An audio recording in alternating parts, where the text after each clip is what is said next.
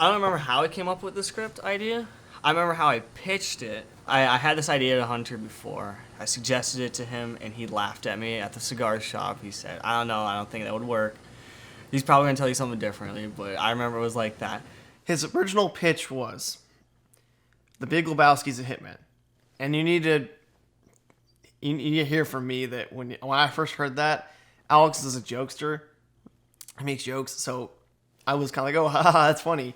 But I guess he was being serious. I didn't know that. I was talking to Casey. I'm like, I got an idea, okay? I told Hunter, I don't know if he was so for it, but I'm going to tell you it. And I told him it's The Big Lebowski as a hitman. And Casey's like, okay, well, let me see his script. And so that night, I think I wrote about 30 minutes, and I sent it to Casey. And Casey's like, love it, let's do it. I'm like, oh my God, I didn't even get a revision for it. So we kind of just ran with it. And then eventually, he was informing me that him and Casey were talking about the script, and I was like, okay, I like this. I want to read the script now. And so then he sent it to me, and I thought the script was fun. It was goofy. It was a little out there. And so we eventually started meeting up every Tuesday from, I'd say, like July of last year till December. And every Tuesday we had a meeting, and we just thought, okay, if we could do this, we'd have to start here. And then, okay, if we start there, we should do this. Okay, but now we need the next building block to move on to here. And the story just progressively moved forward, and it went from, this would be a cool movie idea, to, okay, we can actually make this. It was, and I know lots of people say it this way, but I really think that this film really belongs to everyone involved with it. I'd say the main people pushing it to be made are definitely myself, Hunter, Alex, and Ed. The four of us met pretty much every week, planning, preparing, getting everything set up. But every single person who we have in set, cast, and crew-wise added and helped create what ended up being made. Whether it was finding interesting angles, a line of dialogue here or there, or even extra stuff like behind the scenes or bloopers, I think the film really does belong to everyone involved rather than just a single person or even the four of us. So we had a guy on board named Gary Busher who works, his mother is an actress, and he does some acting jobs as well. And so he got us on board with an acting website that you showed us, like a layout of your story, your script, and what kind of characters, what age you're looking for, what skin tone, preferably like what you want the person to look like. And so we put that out there.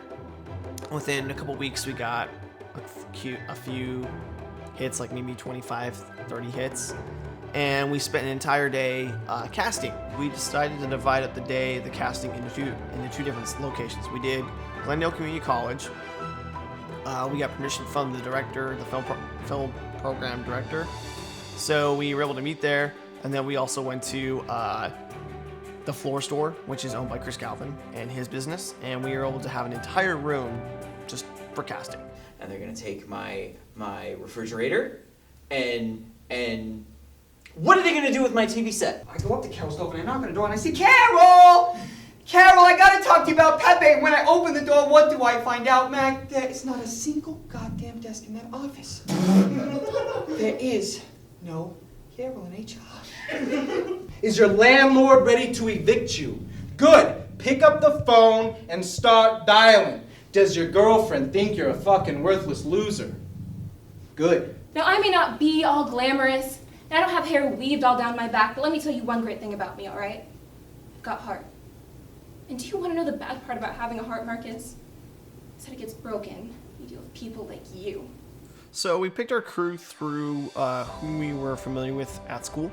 I am from GCC originally, and Casey obviously has been at SEC for most of his associate's degree. But we met people throughout that year and a half, and we brought together everyone from Mesa Community College, from Scottsdale Community College, from Glendale Community College, and we kind of handpicked people that we knew had experience or that were interested in making a student film. And right off the get-go, we informed all the crew, hey, we're all students here on this project. We want to make something fun. We want to make something that's experimental. We want to make something that's a bit kooky. The crew was really fun to put together. For me, I had a couple of friends who I'd worked with, but I just started going to Scottsdale Community College and studying film there. And so for a couple of my classes, I just basically went in front of the class and was like, hey, I'm making a film. If anyone wants to help out, please come up and talk to me. And I had like several people, 4 or 5, maybe 6 people come up and say they were interested. Hunter and Alex did the same thing. We brought them all together one day. We basically figured out what they were interested in, what parts they wanted to do, and we narrowed it down from there for what they were doing. But even on set, a lot of the crew members would change positions because they wanted to try something else, and we were totally fine with that. But a lot of it came from people who were interested from school, and we ended up growing really close to them. And they're still people I talk to and want to work with nowadays. I met Casey and Hunter in screenwriting 2. Me and Casey worked with each other on the first day. We had to where you partner up and you talk about your feelings and everything and what you want to be when you grow up. So that was me and Casey the first day. I'm like, okay, Casey's fine. Casey's a cool guy. But like before we got in, I've told Hunter this story, but I hated Hunter the first time I met him. I thought he was so obnoxious because we're just waiting outside the class, and it's for Jeannie's class, and she's usually late. And Hunter is like the loudest guy I've ever met at this point in my life, and he's like, don't worry, guys, she's always late. She's always late. Don't worry. And I'm like, dude, I don't care. Whatever. I don't care. And I'm just like, I didn't have a good feeling about Hunter. And then when me and Casey were talking to each other about our movies, we had to say our 3 favorite movies. I'm like saying Ex Machina. Casey's saying like Breathless, Boyhood. And I just hear Hunter across the room pretty much yelling. He's like, yeah, I like Pulp Fiction and Goodfellas. I'm like, okay, he's got good movie taste. I'll give him that. And over the course of the class, we got closer. I think he was talking about Under the Skin, how we got an early showing of it, and I ended up seeing Under the Skin. I remember messaging him on Instagram, be like, dude, Under the Skin's great. Or no, not Under the Skin. What's that one? Was Ghost in the Shell. Ghost in the Shell. He was like, yeah, I saw Ghost in the Shell. It's great, visually amazing. I'm like, okay. So I saw that, and I remember messaging him on Instagram, be like, dude, you just saw Ghost in the Shell. I think it's awesome. And I think that's really where me and him got really close right there. And he ended up like, hey, come help on Left in Black. And I helped on Left in Black. That's where I met Ed. And then so later we were talking to Casey in that class, and me, Casey, and Hunter were kind of like a trio in that class. I feel like we were the loudest ones, and we always talk, we'd always fight and voice our opinions before everyone else.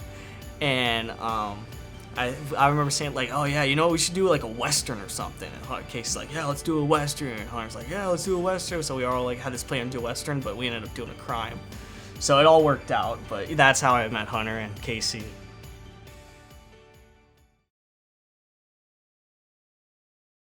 It wasn't like rewriting major parts of this. I think there was one major part. I think adding Daisy or Dandelion is probably like the biggest problem or biggest plot change we had, which is even that big. I think just where they wanted me to rewrite it, I'm like, do we need a rewrite? They're like, yeah, we should probably have a rewrite. I'm like, okay, you gotta buy me like a 6-pack or something to rewrite it. And so Hunter and Ed were the only ones that were 21. Hunter was like, fine, I'll buy you a 6-pack of something. And he bought me, or I wanted him to actually buy me a 30 rack of beer, but he only bought me an 18. And so I was like, whatever, it'll work. So I wrote it and revised it in 15 minutes that night, and I sent it to them.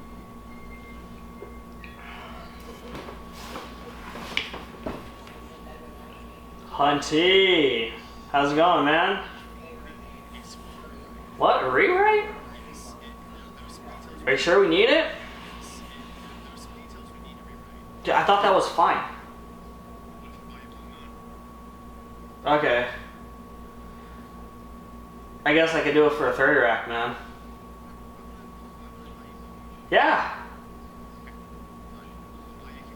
Okay. Sounds good. When do you need it by? Okay, I'll have it to you then. Sounds good. Talk to you later.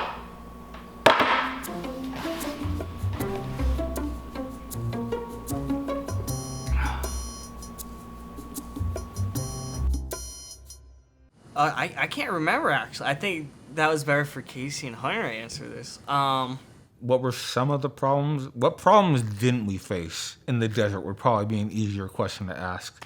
Okay, here's my favorite part. We ran into several different issues during production. One of which is we planned to shoot on the desert, this desert location way out there by Apache Junction, and we had gone and visited the set and the actual location on a weekday. Our mistake. We should have visited on a weekend. Everything, I mean, the biggest thing was just interruptions that we had out in the desert. Any form of transportation that you can think of, we ran into. There were horses, there were people walking, there were cars, there were bikes, there was a train we heard, there were planes, there was everything. Constantly we had to stop a take, wait to start a take, any interruption you could think of. Beyond that, we ran out of batteries for the audio equipment. Sound. Damn it. I need new batteries for this. Kill me. The camera fell twice. Luckily, nothing was damaged, and it was out in the heat. We were all hot. So really, any problem you can think of. It was to me, the first 2 days were the toughest days we had, because not only were we learning to get the flow of shooting on set and working together, we were facing all of these interruptions that we had to deal with. And you would think it'd be in the middle of nowhere where no one's out there. Wrong. We had the cops coming every once in a while checking out on us. Park rangers. Yeah, the desert scene was actually crazy now that I think of it. I can't believe we got it done. I remember we had the one shot where we had to pan in and we had to use the shoulder rig to do it.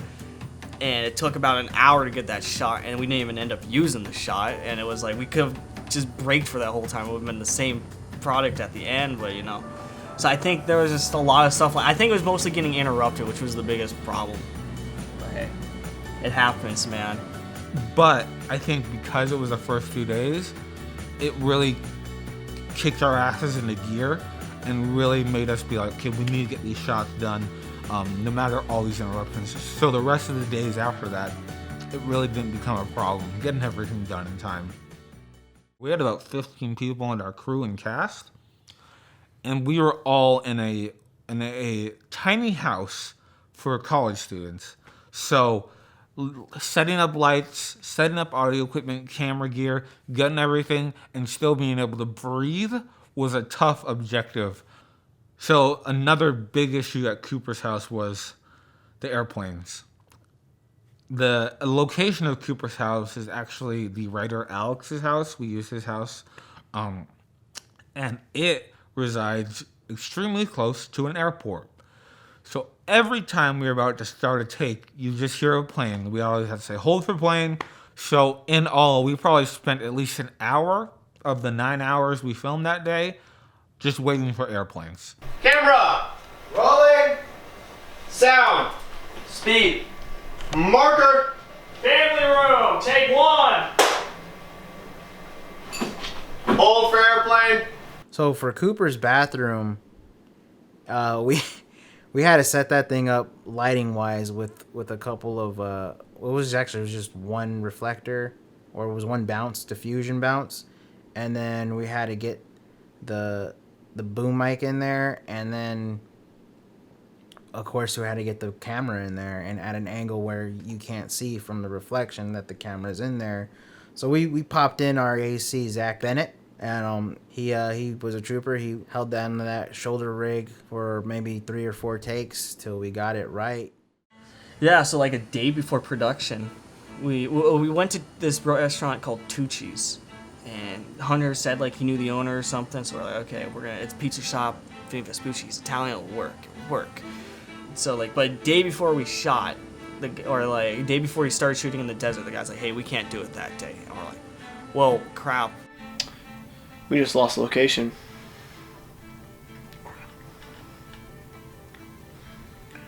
I'll text Alex and Casey. No, why? No, if, just, hey, can't do it that day, sorry. And so that night was like a cast and crew party, like a little get together. So that night, Casey and I were scrambling to find another location. So we start talking to every crew member. I'm posting all over my social media, trying to find any location we can. Luckily, one of our crew members, Trey Bills, he works at a coffee shop called Boulder Roost. He had talked to his managers, and they had offered for us to use their location. So I had called them. The toughest part was explaining to them, like, we have to have no music playing. We have to take up space. We're going to have to yell quiet on set so there's no one talking. And they were amazing. They were so cool about it. They let us move their furniture around, get the camera angles we needed, as well as letting us use their location pretty much the whole day. So they were just unbelievably gracious to us. Once the day started, we had a setup where Vinny and Cooper are right next to a window. We had shot at least 1 or 2 takes where the sunlight was right on Cooper's face, and we thought that was fine, no problem. But then it occurred to me that the sun moves, so if we continue to shoot the scene, we can't have the sun in Cooper's face because it won't be there in the later cuts we do. So we had to get something to block the sunlight out there. Setting that up was tough, just getting it set up, and then it would consistently fall over. So we had to have someone out there watching it, and getting that ready ate up much more time than it should have. So we were already running late, and we only got 1 or 2 more takes of the scene when we should have gotten like 4 or 5. Besides that, we also had a pair of police officers sit right outside the window where we were. So we had to go out and politely ask them to move to a different table so that they wouldn't be in our shot. And then while we were shooting takes, the restaurant's phone would constantly go off, interrupting the take. We had to think about customers that are in the store, not getting in their way, but making sure that they are not talking, so we hear them in the audio. So overall, we thought that day had gone good. And then we went into the editing, and we realized the audio that we had recorded was almost completely unusable. There was either a fan or the AC on or something. That worked. Pretty sure we got that. But the audio was just unbelievable. Yeah, so we were rolling audio during the diner scene, and what ended up happening was the mixer ended up dying on us, and then we ended up losing a mic, and so we ended up just having to use one single boom pole and shotgun. So eventually, I had to go back with Chris, who plays Vinny, and John, who plays Cooper, and re-record all the dialogue for the scene.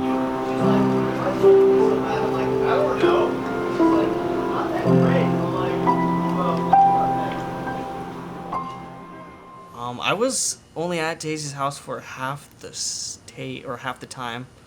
I think they said the camera rig, they had to tape it onto the car. I'm not sure, I wasn't there. I think that's what it was. They had to tape it with a medical tape. I think that was the only real problem we had. Oh no, actually no, we had to reshoot because I think Daisy didn't come in focus correctly. Yeah, okay, so when she was in the rear, or she's in the shotgun, I don't think she was coming out correctly or something like that, so we had to reshoot that, and we had to pay for retakes or reshoots, yeah. So yeah, we had problems on every set we were at. So in the scene where Cooper picks up Daisy, that whole scene takes place with them driving, and it wasn't a big problem. Hunter and Ed had both, in their last film, did a scene where they just used these industrial-sized suction cups. But the thing is, the suction cups weren't really sticking to the car you're using that well. We had to go through 3 different cars to get the right suction cups. To get the suction cups to work on the right car. And so we were all a little bit nervous because not only were the suction cups not sticking that well, the camera was a rented camera, and we had 2 more days of filming still to go through after that. So we would set up the camera. Finally, after many trial and error, we finally got the camera set up on the car. And then John, who plays Cooper, Shaylin, who plays Daisy, would drive around with Hunter crouching down in the back seat, and they would drive around the neighborhood. And the rest of the crew, including me and Ed, the DP, would hide inside of the garage, just waiting for them to come back around. All of us just crossing our fingers that camera was safe on top of the car. And luckily, it never fell off. And we got through, I think, like 5 or 6 takes of it. Really clean and really good. So we were lucky, but it was extremely stressful.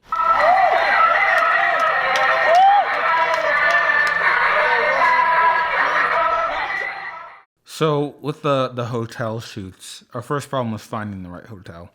We were looking for something really aesthetic, something that really fit our vibe of this kind of 70s look. I had searched over 10 hotels that all said no to us until we finally found a hotel that Hunter and Ed had shot at before that were really great to us, and they were super wonderful.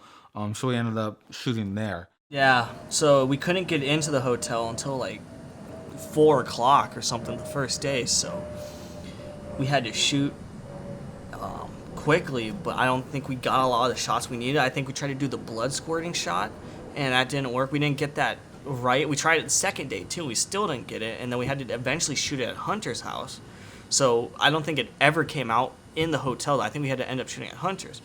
Imagine when I had talked about shooting at Cooper's house, a small space.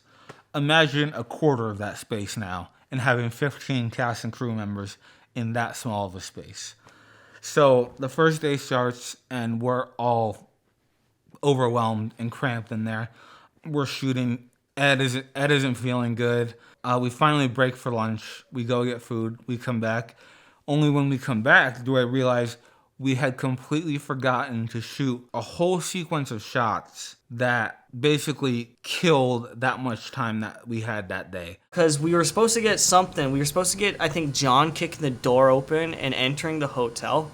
But Hunter and Casey, I think they went to break instead. And I should have probably said something like, hey, let's get this shot real quick. But I wasn't thinking about it. I was like, okay, we could just get it tomorrow. And I think that really put us behind on the second day. I think they were really nervous going in. I remember because they were all hung out at Hunter's house that night. And I went to my parents' house and wanted to hang out with them. And they were like, yeah, we are so behind. We need to focus up today. I'm like, we're going to get it. Don't worry. We'll get it. And luckily we got it. I think Michaela came in clutch by putting the makeup on Jake really quickly. So I think that saved it on the second day. But we could have been in some serious trouble. Hey, behind the scenes guy! While we're shooting this, we want to replicate John's blood on his face. Like We've been here for about, Okay. how long has it been, Michaela? 27 hours? Yeah. Working on day 12. I thought it was only going to be... So Hunter, Ed, and I all go to Hunter's home that night, and we were just planning this thing out meticulously, how to get every single shot done tomorrow.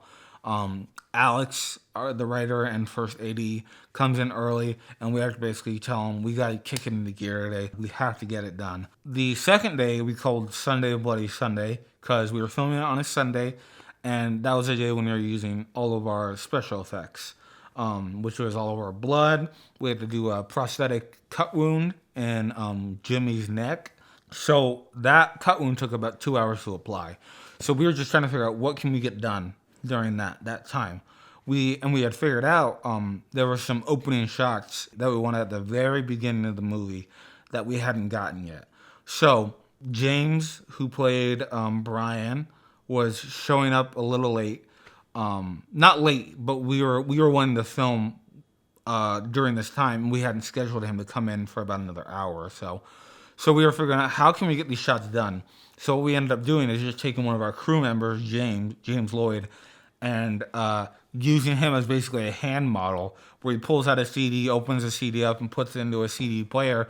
And then once James, the actor, got there, we ended up just getting a medium shot of him so it looks like he's the one doing everything. During this time also, we realized there's a scene where Cooper's character is getting all of his weapons out of his trunk, and we hadn't filmed that yet.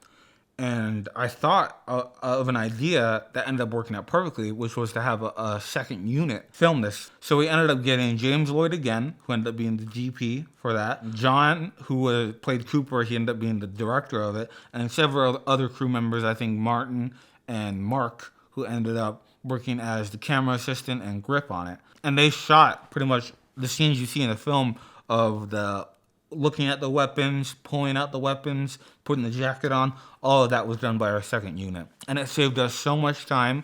It let our other crew members express their creativity, which I love, and that was amazing. So, while they were filming that, we had to worry about all of our special effects, all of our blood. We had scenes of Cooper stepping in puddles of blood. You see it a little bit in the movie with the blood creeping under the door, but we had gallons of fake blood that we were pouring all over here, and we couldn't get it on anything or else it would have stained. So I got from Chris, who plays Vinny in the film, he gave us some extra flooring that he had.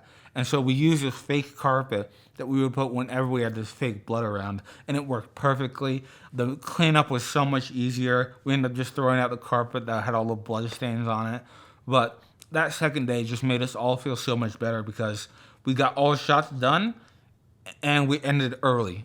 And really all the credit for that goes to our crew, who really stepped up that last day, who really showed us that as a team, you can pull off a film. If you have a good team, you can do anything, literally anything. We did more shots that day than I think we did on any other day of filming. And we did it in, I think, like 6 or 7 hours. It was just incredible. I was so happy with the product that we came with, and there's no way we could have done it without the crew that we had. Second day was the last day, so it was really, that was it. Like, we only paid for those 2 days, and that was it. We couldn't get everyone back in. I think that was a Sunday, too, so it's not like we could get people back on Monday, and we had to give the camera back later that night, so it was like, that was it. We had to go that day, and everything just clicked, I think. It was just in the stars. It was meant to be. Film it! It's officially. It's officially screwed. It's officially screwed. Thank you, everyone that showed up Seriously. today. Every single one of you guys brought so much so depleted. to the crew. We are beyond grateful for everything you guys have done, Yeah. and this could not have been possible if we did not have you. It really means a lot that you You've guys been- came out every day for all you. Yeah. And even if you just came out one day. You have been a phenomenal crew. You've been committed, and you've done the dirty work, literally. Thank you for coming here. Thank you for being part of this. And Unscrewed will be released soon. Coming soon. Wow, okay. Awesome, guys. Hey, no, Seriously. wait. So the editing process for the film was a whole new beast compared to pre-production and production. The biggest problem was simply the distance. As I mentioned earlier with the Valleywide Films, Ed lives out in Whitman, and I live out in Mesa. It takes me almost 2 hours to get out to Ed's place. So a lot of the times I would simply Skype in so I can see what they're editing, but I can also hear them talking. That helped a lot, but it still made me very disconnected during a lot of the process, which was very difficult. See, I had a couple of my guys, and they showed up. What can I get you guys? The other biggest difficulty was simply the artistic differences between myself, Hunter, and Ed. Because for different scenes, there were some times where the three of us all wanted completely different things. So we had to work it out, exactly make compromises, and we would learn to really determine what's best for the movie. I think it's the best we can really do. I mean, we could just delay it just a little bit longer. Like I said, now I'm kind of psyched out, so I don't know if what I'm seeing is what I'm seeing, so. It's really messy, and as an editor, I have to be the middleman and say, okay, look, Hunter wants this, and Casey wants this, but Casey doesn't want this, and Hunter wants this. So what we're gonna do is we're gonna use A and B. What I want is I'm gonna do. He says we're gonna keep the wide shot. Hold on, let's get him. Let me show him what we got so far. Yeah. Yes, please. But it was pretty difficult. There were times where we would go weeks on end without changing a single thing because we couldn't decide on what we all wanted. As an editor, it's also it's also a challenge to the fact that I also bring my own style to the mix of editing. So it became pretty difficult, but overall I think we worked out a really good repertoire between myself, Ed, and Hunter, and I think the product shows for itself that it's a you know, it's a coherent film, and you can watch it from the beginning to end and still have a good time.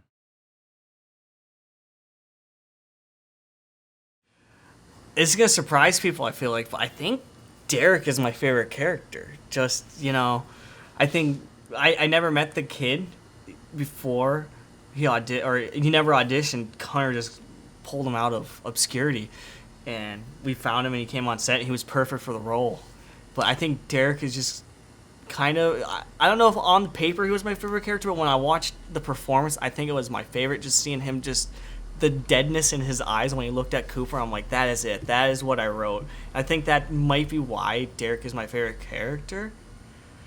I like them all, but I think Derek stands out among them. I think it's going to surprise a lot of people, but I don't know. For some reason, Derek clicked. I was like, that's it. I think we got it right there. I like Vinny, though. I think Chris was great as Vinny. I think John was great as Cooper. I think everyone was great. I think everyone fit their role, but it's something special about Derek.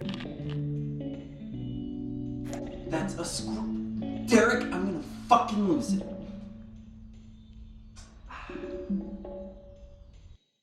Yeah, I actually based him off my roommate, Derek, because sometimes when I talk to Derek, my roommate, I look at him and he looks back at me. I feel like there's nothing going on. Like the wheels aren't turning back there. Sometimes he's just kind of looking at you dead. And I was like, you know what? I need to write about this. I need someone like for Cooper to voice his frustrations to, and Cooper understands him and he understands Cooper, but like they just do not, or he does not talk back to Cooper. So I wrote that, and it came out, and I showed Derek the movie. He's like, yeah, that was totally based off of me, huh? I'm like, yeah, dude, that was you. So I think it worked out perfectly. It was like a Penn and Teller kind of thing. He just didn't talk, and he knew his role and everything. He was cool with it, and it takes a special kind of person to pull that role off, where you're not gonna have any lines, but you just gotta sit there and look. I think he did perfect with it. My favorite character would probably... That's a tough one. I'd have to say my favorite character is Vinny, because to me, he's probably the most straightforward guy in the film. And Chris brought just so much character to him. I mean, all of our cast brought their own flares to the characters that we couldn't have imagined before, but Chris really went all out. He had put on a fat suit. He had aging makeup done on him to make himself look older. He even did a different voice. And he was just incredible. He was so into the role, and I just love how intimidating he is to Cooper, and Cooper really couldn't give less of a shit, you know? He's such a serious guy in such a funny movie. He's just wonderful, and Chris's performance just really fleshed it out and made it one of my favorite parts of the whole movie. Anyone cooks? Rare. Rare. Extra rare. See, I want to feel like a lion, biting into his prey. Charming. So my favorite character is Cooper Casanova. Easy choice. Cause he's a schmuck. Like most of us in society. I like Cooper because he's on the verge of he's just doing what everyone else does in life. He has his own niche. He makes his money his own way, and everything just kind of becomes unscrewed for him throughout this entire film. Much like life, we all just kind of mess up throughout our daily routines. And Cooper's attitude through everything is very relaxed, very mellow, almost like a hippie, if you will. A really like how Alex describes it, Jeff Bridges in The Big Lebowski. He's very relaxed. He's just kind of going with the flow. He's got this mob boss speaking to him about murdering somebody, and he's more worried about why he's not ordering a salad and why he's gone extra lettuce on a burger. I mean, whose mindset thinks like that? So I'd say definitely Cooper Casanova, for sure. There was a specific individual who may or may not have written the screenplay to the film that was a certain nuisance on set a couple of times. I won't mention his name. Yes, is a bitch. Intentional. You hear that? Yeah. I can hear you loud and clear. I mean, honestly, working with Alex is such an experience on its own, just because he brings so much energy to a set. And even though he can be a bit distracting at times, I know on that last day when we talked to him and we told him that we had to kick in the gear and get it done, we got it done. You know, mostly thanks to him. He was making sure we were sticking with exactly what we needed to get done. But man, working with him is an experience unlike any other, let me tell you. But again, I wouldn't trade anything for it. You know, it was wonderful working with him. I was so happy. Where you going with that? And more wine. Hey, in your room. What are you doing? I'm not done shooting. What's happening here? Oh man, favorite part of I think just making the movie, like pre-production, I think was just probably the most fun, because we didn't get a lot of work done in pre-production. I mean, we did, but we would joke around a lot in pre-production. We would have a great time, and it was like every Tuesday, it was like just every Tuesday we had the meeting. So after school, I'd be driving, and I'd be stuck in traffic for about an hour just to get to this meeting. But it was like some of the most fun I ever had. I'd be missing Coyotes games for this. I'd want to watch the Coyotes game instead, but I'd still be at the meetings and everything. I think just being there and hanging out with them was probably the best part. And like even after, I think everyone, once we finished filming, we went to Hunter's house that night to have like a congratulatory Guinness at the end of the filming. And I remember Hunter and us we were just like, man, you know, what are we gonna be doing on Tuesday nights now? For like half a year, Tuesday nights were just kind of dedicated to just kind of talking about what we were gonna do, talk about what the movie was gonna be, how we were gonna film it, everything like that. So I think pre-production was just probably the most fun I've ever had, just working with people, just like that collaboration and just kind of like in a way bonding, but just working out the problems that we had. I think that was probably my favorite part of the whole film. I think on production, I think just for some reason waking up at like 4 a.m. and going to the desert to shoot made me feel like such a professional in a way, being like, oh, we gotta do this. Like you felt like a soldier going to war or something. Like you're driving down, you're like, we gotta do this, we gotta crank this out, and you get there at 6 and it was kind of cold. It was actually freezing, and we'd be waiting for the sun to come up and everything. We're getting organized. I think that was my favorite part. I think overall filming was just like, it's so tiring in the moment doing it, and you eat so terribly, and you just like, it was just like 2 weeks of just eating terribly and waking up and being tired and just hating, like you kind of like just are so tired, you kind of hate being on set, and then right when you're done, you're like, man, when are we gonna shoot our next movie? That was like the most fun. It's a weird complex you got, because you hate it but you love it at the same time and just crave it to do it again. The best part about the whole production of Unscrewed is simply just working creatively with people. And not even that, just working with great people.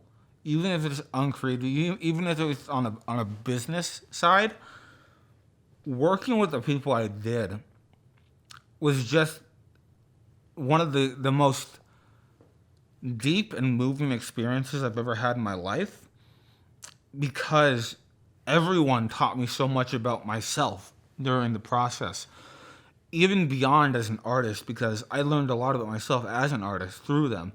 I learned what works. For the Bold Roost thing, like I can't spread myself out that thin, you know? I learned as a director I need to stay in my spot and trust others and delegate jobs to other people. And I learned what does work. Some of the shots in the film that I thought worked great, some edits that I thought worked great, and some edits that didn't work great, that I know what I'd rather do next time.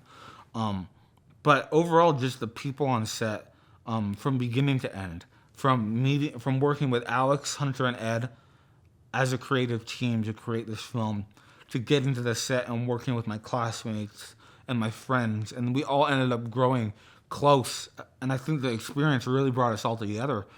But the people I met just really changed my life and really confirmed that this is what I want to do for the rest of my life, you know? Beyond making art, beyond doing this and that, just working with people and having these experiences is something that you really can't get with any other art form. Working on a film set is just incomparable to anything I've ever experienced in my life, and if I could go back and relive it, I would do it in a heartbeat and not change a single thing about it.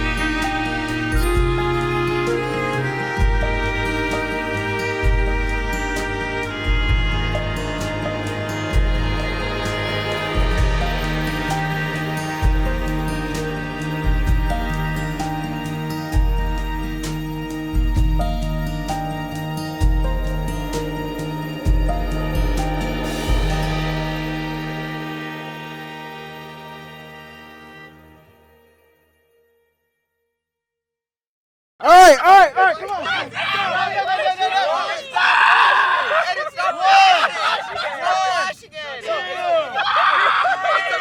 Yeah, it's a video.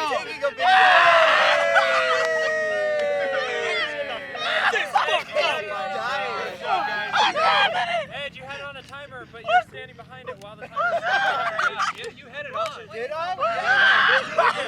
Yeah. Go do the picture. I don't know what Casey, what happened?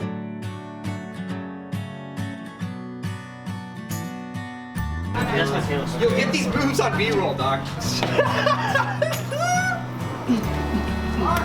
Look at this. Oh my god, thank God, bro. That man's having a seizure. Nay, nay. Get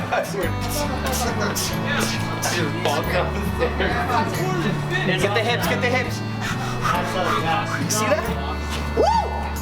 Yeah, I swear I saw that. It's all in the knees. It was like on the bed. Woo! That's for you. And we're driving, and we go to a stop sign. Ed's in the passenger seat. And there's a car right in front of us with a refrigerator, like barely tied down. And I'm stopping. I'm like, man, that's really dangerous. And right as I stop, you just hear something that's like, shh. And like we both turn, and we just see the tail flying towards Ed's head, and it just hits the back of his seat and stops. And Ed's face he was just so terrified. He looked like he was about to die. He was like, I was. I would be too. I thought those were my final moments. Speed. Action.